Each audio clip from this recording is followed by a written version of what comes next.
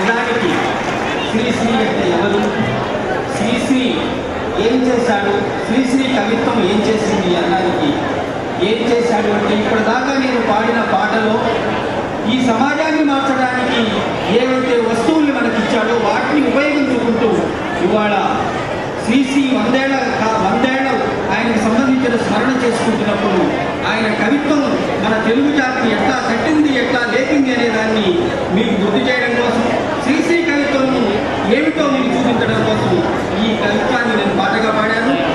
ఇక మిగతా వాళ్ళంతా శ్రీశ్రీకి సంబంధించి శ్రీశ్రీ అంటే ఎవరు, మనకు సంబంధించినటువంటి జనరేషన్ కదా ఎట్లా ఉపయోగపడుతుంది, శ్రీశ్రీ అనేవాడు ఇవాళ మన జీవితాల నుంచి వాళ్ళందరూ చెబుతారు.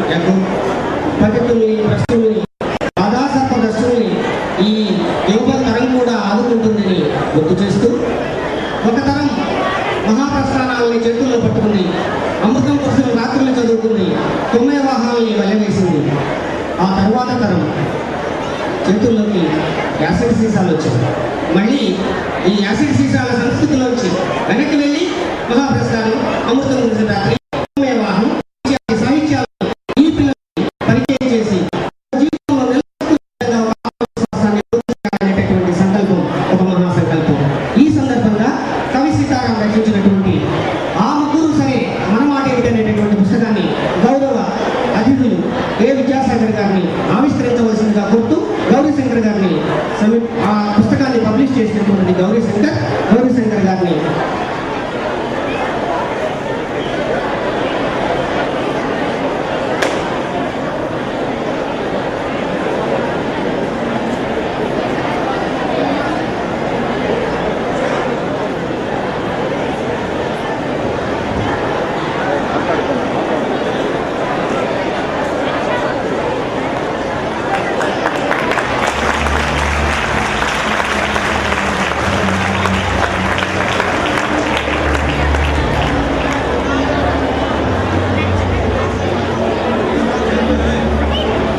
ఇప్పుడు తెలంగాణ రచయితల వేదిక ప్రధాన కార్యదర్శి జునూరు గౌరీశంకర్ గారిని మాట్లాడవలసిందిగా కోరుతున్నాను.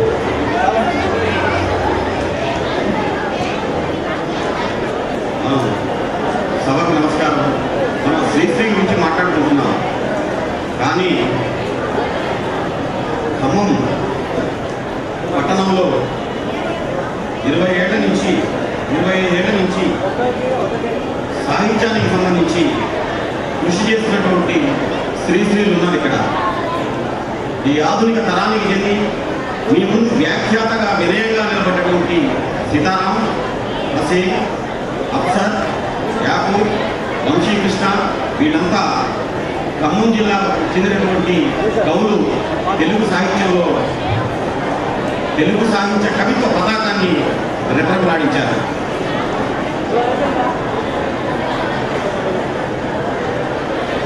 ఈ నిర్వాహకులు నిజంగా ప్రైవేట్ స్కూళ్ళ సంఘం, ప్రైవేట్ స్కూళ్ళ వాళ్ళు, కాలేజీల వాళ్ళు చేయాల్సిన పనులు చాలా ఉన్నాయి. వీళ్ళెందుకో శ్రీశ్రీకి సంబంధించినటువంటి ఈ సభను ఎంచుకున్నారు. నిజంగా చాలా ధైర్యం కలదని నిరూపించుకుంది. క్షమానే కాదు, ముబా శ్రీనివాసరావుకి ఏమైనా పిచ్చి పట్టిందా అని చెప్పి నేను అనుకున్నా. ఈ పిచ్చి బాగా ముదిరిపోయి ఇంకా 2-3 నెలలు కొనసాగుతాడు ఖమ్మం జిల్లాలో. ఇది పరాకాష్ఠకు వచ్చి విగ్రహాన్ని ఆవిష్కరిస్తామని చెప్తున్నారు. నిజంగా పిచ్చి ఎవరికి రావద్దని కోరుకుంటాం, కానీ ముబా శ్రీనివాసరావుకి వచ్చిన పిచ్చి మొత్తం ఖమ్మం జిల్లాకి, ఆంధ్రప్రదేశ్కు పట్టాలని నేను కోరుకుంటున్నాను. శ్రీశ్రీ ధైర్యవంతులు, కానీ పిల్లలు కూడా చాలా ధైర్యవంతులు.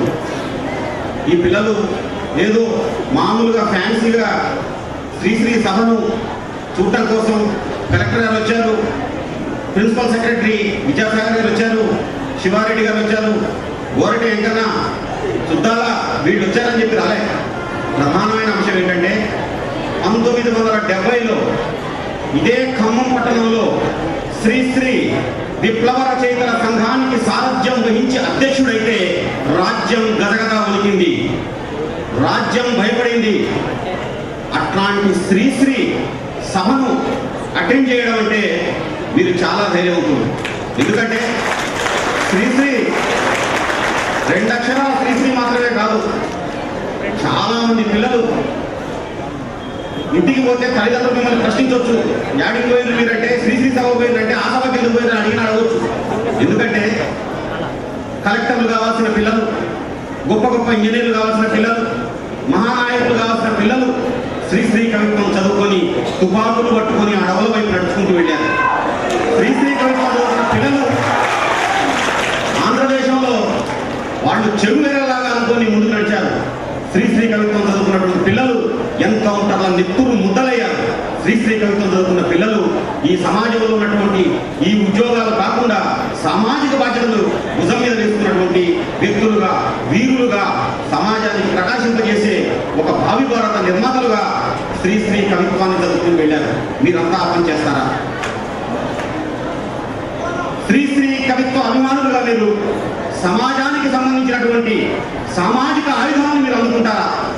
ఇక్కడ సభ జరుగుతుంటే, శ్రీశ్రీ సభ ఇక్కడ జరిగితే ఖమ్మంలో ఉన్నటువంటి పెట్టుబడిదారుల కోటలు గజగజ వనకాల, ఖమ్మంలో ఉన్నటువంటి బ్లాక్ మార్కెట్ వ్యాపారదారులు గజగజ వణికిపోవాలా, ఖమ్మంలో ఉన్న అక్రమ వ్యాపారుల గుండెల్లో రైళ్లు పరిగెత్తాలా? అది శ్రీశ్రీ అంటే. శ్రీశ్రీ అంటే పదండి ముందు, పదండి చూస్తా, పోదాం పైపైకి కాదు. శ్రీశ్రీ కవిత్వం అంటే ఒళ్ళు పులకరించిపోయి శ్రీశ్రీ కవిత్వాన్ని బ్రహ్మాండంగా రిథమిక్గా సినిమా పాటలాగా పాడుకోవడం కాదు, సినిమా గీతంలా ఆలపించడం కాదు. శ్రీశ్రీ కవిత్వాన్ని ధరించడం అంటే గొప్ప బాధ్యతను ధరించడం.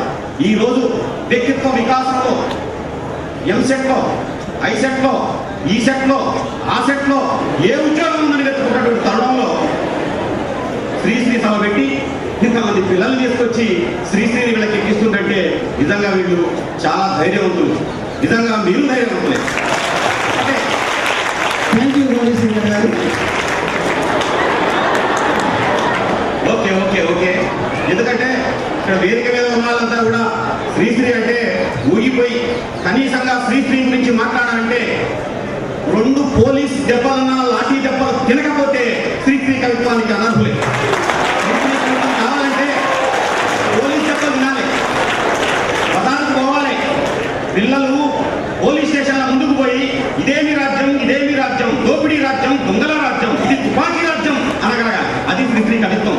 ఆ కవిత్వాన్ని మీరు ఆస్వాదిస్తారా? ఆ కవిత్వాన్ని మీరు ప్రేమిస్తారా? ఆ కవిత్వాన్ని ధరిస్తారా? ఆ కవిత్వంతో ముందుకు పోతారా? ఆలోచించండి. Thank you. కృతజ్ఞతలు గౌరీశంకర్ గారు.